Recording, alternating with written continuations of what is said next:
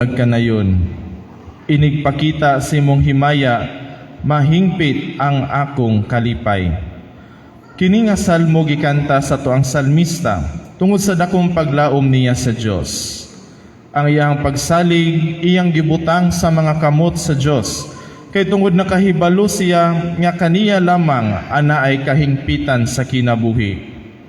Ang kalipay sa tao kay matagbaw lamang gayud diha kaniya. Muna sa makusog nga tingog, ana agayod ang dakong paglaom nga iyahang gipadayag, aron mahingpit ang kalipay nga gipangandoy natong tanan. Ang kalipay mao ang atong gipangandoy. Wa man siguro nagpuyo dinhi sa kalibutan nga dili gayud malipay ang ending. Kalipay ang atuang gipangandoy. Ug kita nga mga tao, ana agayod kini parte sa tuang pagtan-aw sa tong kinabuhi ug sa tuang paglawig sa kada adlaw. Aron na naa kitay direksyon kung asa kita paadto sa tuang mga ginabuhat. Ug karon nga Domingo, kita gipahinumduman nga mamalandong sa kalipay nga tunhay diha sa tuang kinabuhi. Gikan sa tong unang pagbasa, gikan sa libro ni Makabeo, atong nadungog ang kaagi sa usa ka tawo nga mas gipili niya ang mawad-an sa pisikal nga parte siyang lawas kontra nga dili siya mabanhaw ug makakita sa Dios. Yes, gipili niya ang mawad-an aron siya makumpleto sa iyang kinabuhi. Kay tungod nakahibalo siya nga diha sa Dios anaa ang kahingpitan sa kinabuhi.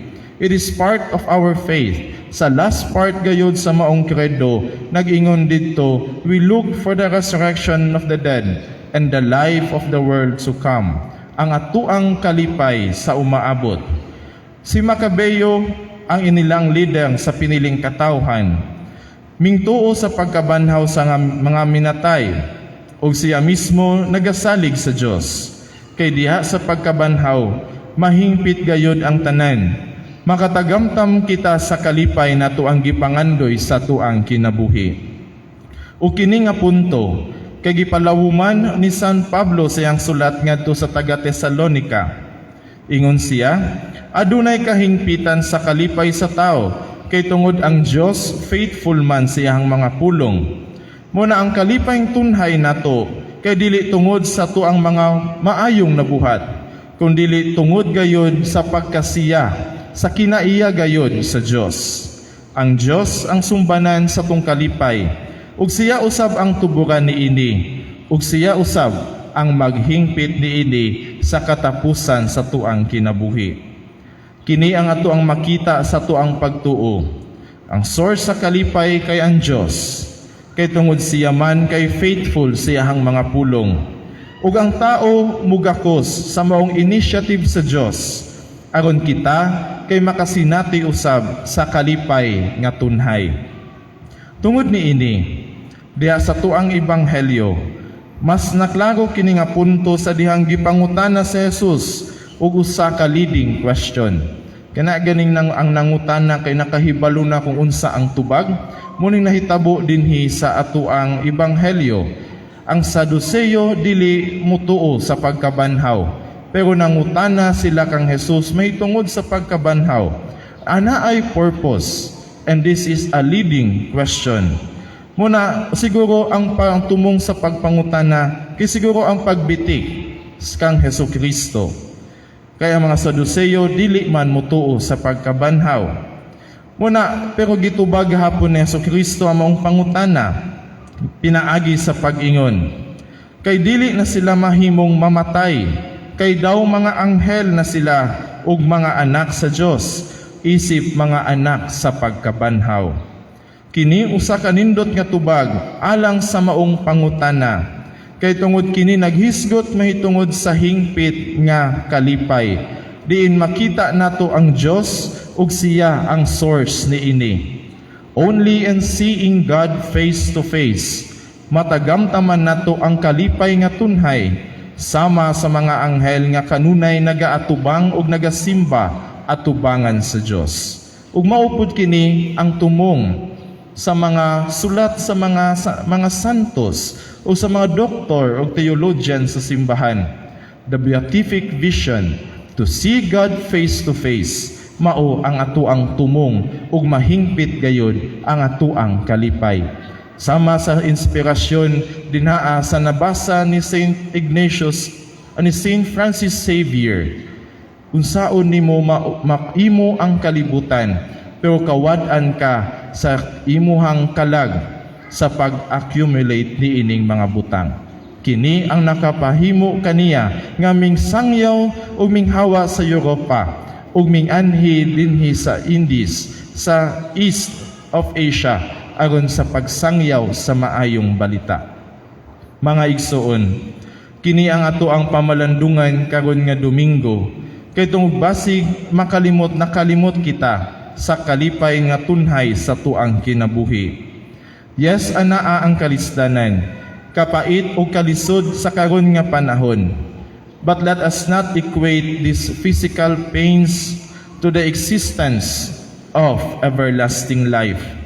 Lisod sabton, o kini usa ka misteryo gayud sa tuang kinabuhi, pero wala kini nagpasabot nga dili nato kini mapuy-an. Ang atuang eksperyensya sa paradoxes of happiness and pains kay mao ang mamahimo natong kakuhaan sa tuang kinabuhi aron magiyahan kita sa tuang mga desisyon nga pagabuhaton. Aron makita nato ang atong kaugalingon kung asa na kita padulong sa tuang paglawig. If we still believe in the everlasting life, then ang mga pains and sufferings kay ana ay meaning alang kanato. Not purely kalisod o kapildihan ang maong pains, but having a new meaning, a new acceptance, and a new joy amidst these difficulties. Diha sa tuang simbahan, gihatagan kita sa Dios og nindot nga sign nga mutudlo kanato sa pagpadayon sa paglaom ni ining everlasting life, ang kalipay nga tunhay alang kanatong tanan. Gihatag sa Dios ang selibasiya sa mga kaparian aron pinaagi ni ini kini ang mamahimo nato nga sign nga anaa ang kinabuhing walay katapusan ug ang kalipay nga tunhay nato ang gipaabot. Kini mao ang mag-remind kanato sa maong kinabuhi nga walay katapusan. Ang mga kaparian silang kabubuton nga dili magminyo, making a sacrifice aron ang katawhan makahinumdom sa maong kinabuhi nga walay katapusan. That even in the face and difficulties in living this kind of commitment, we still believe in the promises na gikan sa Dios.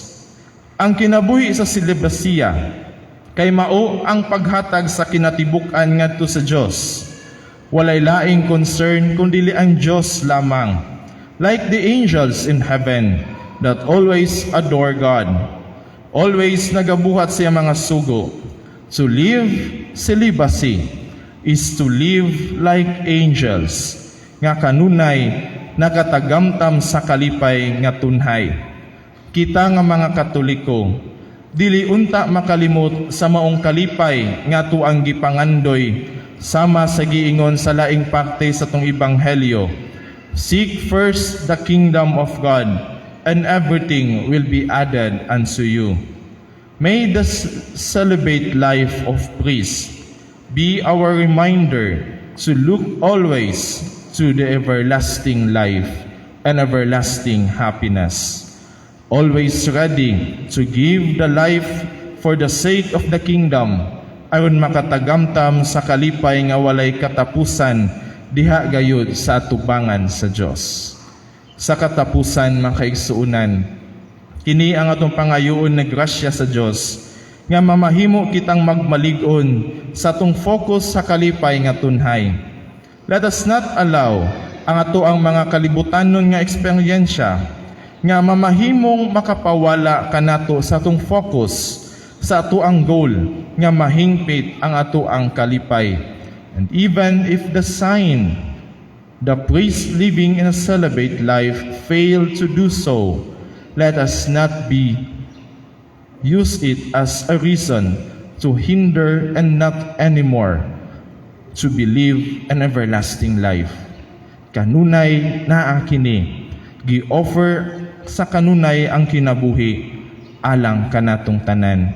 And may the life of the priest, your shepherd and your pastor, be a reminder for all of us na naa ang kinabuhing walay katapusan. That at the end of our life, makasinati kita like angels, adoring God and doing God's will for the greater glory of His name. Amen.